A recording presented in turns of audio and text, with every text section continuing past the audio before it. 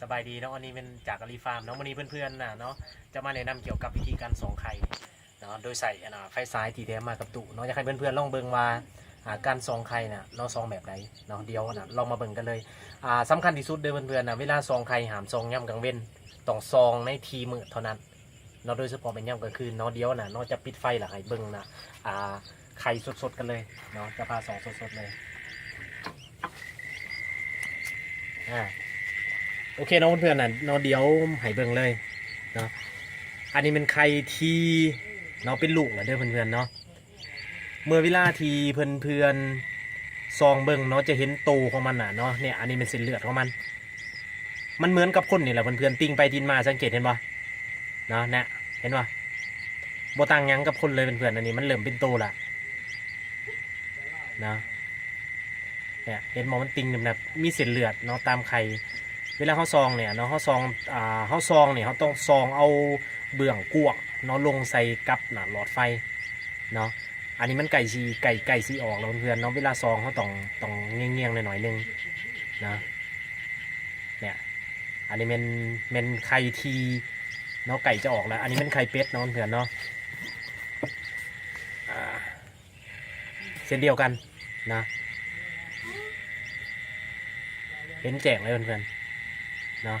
เส้นเลือดเต็มเลยเห็นป่ะนะเนี่ยนะจะเห็นเป็นเส้นเลือดเลยโตของมันจะติ่งนะเพื่อนๆนะเนี่ยสังเกตบางดีโตของมันจะติ่งดึกดักแบบมันนันทองแบบค้นทองแบบไม่ม่านนั่นแหละเนาะอันนี้หน่วยที่สองมาแล้วนะเนี่ยเพื่อนๆนะเป็นบอกเพื่อนเนาะถามมันเป็นไข่ใหม่ๆมันจะเป็นแบบเส้นเลือดดอกจะเห็นแจ่งที่สุดแต่ตัวนี้มันเป็นโตละมันจะเริ่มติ่งนะตัวใหญ่แล้วเพื่อนไก่จะออกละนะ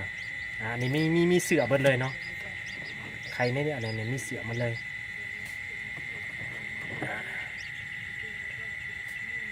เส้นเดียวกันเพื่อนๆเนาะเลือดเต็มเลยเพื่อนๆเนาะเส้นเลือดเต็มเลยแล้วก็มีโตของมันเนี่ยนะมันกระติ่งดอกแดกอยู่ข้างในเนาะสังเกตได้ยังไงเห็นบ่นะเห็นอยู่เนาะซองง่ายๆวิธีซองง่ายๆอันนี้เป็นดุนเติบแล้วเนาะเพื่อนๆเนาะอันนี้เป็นไข่ไก่ง่วงเพื่อนๆเนาะเอามาผักกับไข่ไก่เป็ด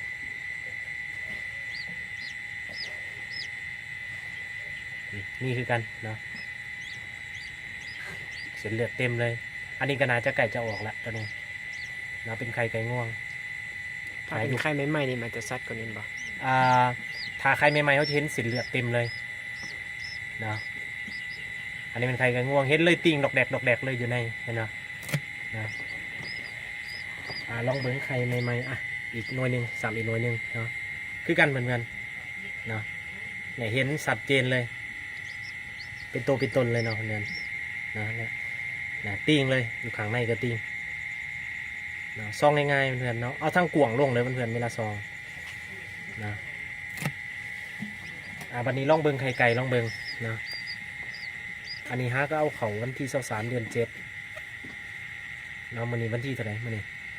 ที่19แล้วบ่29เนาะประมาณ6 วันยังไม่ทันได้เห็นแจกมันใดนะเส้นเลือดยังไม่ทันได้เห็นออกลายประมาณเท่าไหร่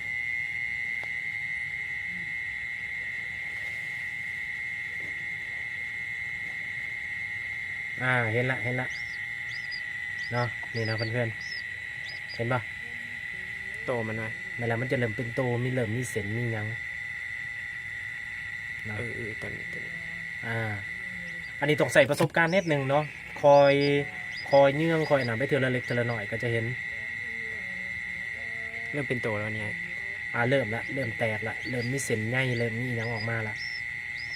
ประมาณอาทิตย์กลัวจะเห็นแก่งสัดเจนขึ้นหลายเนาะการซองง่ายๆเนาะเพื่อนๆเนาะสำคัญมันเบิ่งเป็นประจำเนาะมัน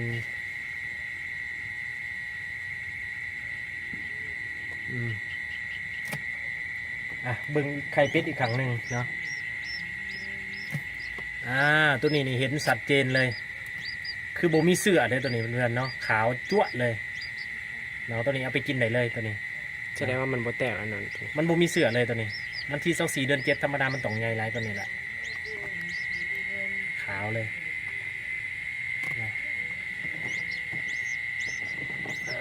อีกหน่อยหนึง